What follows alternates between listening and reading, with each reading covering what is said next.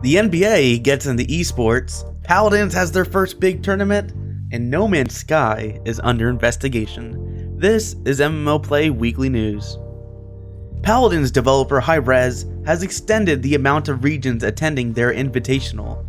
Originally, it was just NA and EU.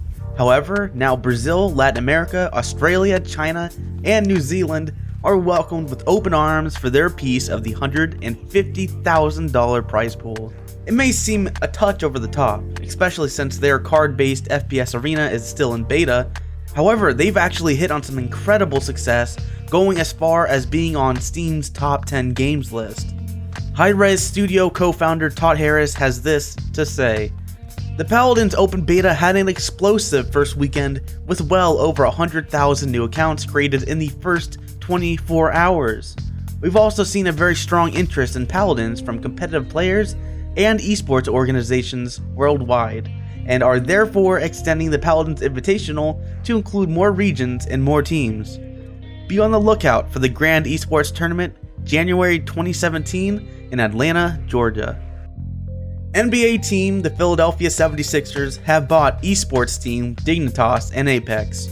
Both of these teams have long reaches in several competitive online games like Overwatch, League of Legends, and Counter-Strike Go.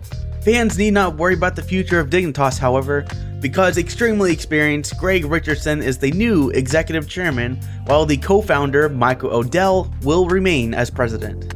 Greg has this to say: "We intend to build a fan-first team that aspires for excellence in all aspects of the business, from attracting premier playing talent to building out merchandising, sponsorships, and broadcast rights. There is a tremendous opportunity to leverage the infrastructure, resources, and experience of the Sixers organization to support these exciting teams as they continue to compete at the highest level across multiple games. We see our entrance into esports as a natural extension of our expanding interests in traditional sports and entertainment, and are confident that our involvement will accelerate the already rapid pace of growth in esports as a whole," he added. Rappelz, the dark fantasy MMORPG, is ready to start 6 weeks of events featuring new areas, bosses, and items. One of those areas is the boat-accessible Island of the Forgotten Gods, with a shepherd boarding pass. The new zone is filled with all manner of cats, tigers, harpies, and even bosses. In addition to all this great stuff, there are many new items coming. Some of these are Philosopher's Scroll, Sign of the Forgotten Gods, Booster Upgrade Stone, and Distorted Spaces Armor Upgrade. And even if you don't play much, everyone can pick up some free items during the event period just for logging in.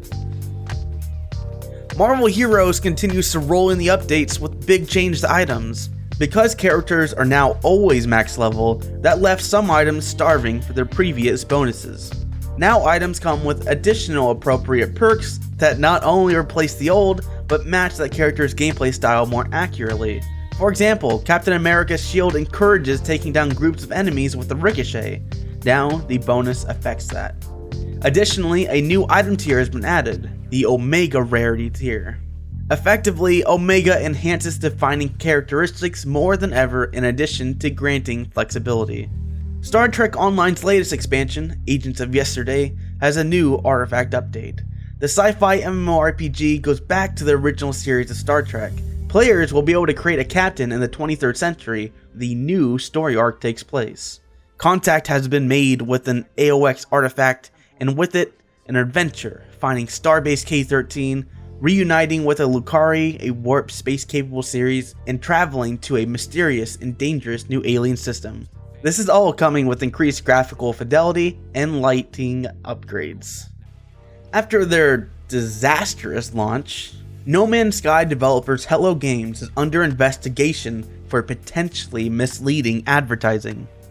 Anyone who's played No Man's Sky can attest to how empty and unfinished the title is, especially being in stark contrast to how built up and hyped the game was before launch. This led to a massive amount of outrage and demands for refunds from just about everyone. I mean, hell, Steam is taking all refunds regardless of reason, and it shows. Last I heard, only about 100 or so people were concurrently playing. Ouch. The sad part about all this is just how much No Man's Sky could have been. Like they could have taken, I don't know, a couple more months, maybe a year to just perfect the game. It would have been amazing. They obviously have a great framework in place, and don't get me wrong, it has its own problems in itself, but they were fixable problems. Or hell, if they even had a little bit of PR, it would have been so bad. Like a month prior, if they just owned up to it, reduced the price, and humbled themselves, they would have gotten ahead of it. What we got instead was radio silence, and that is unacceptable. Hello Games dropped the ball big time. I don't think the company can even exist anymore, because who wants to buy games from a lying and or careless developer? This has been MMO-Play Weekly News. Make sure to check out all those relevant links in the description below, and thanks for watching.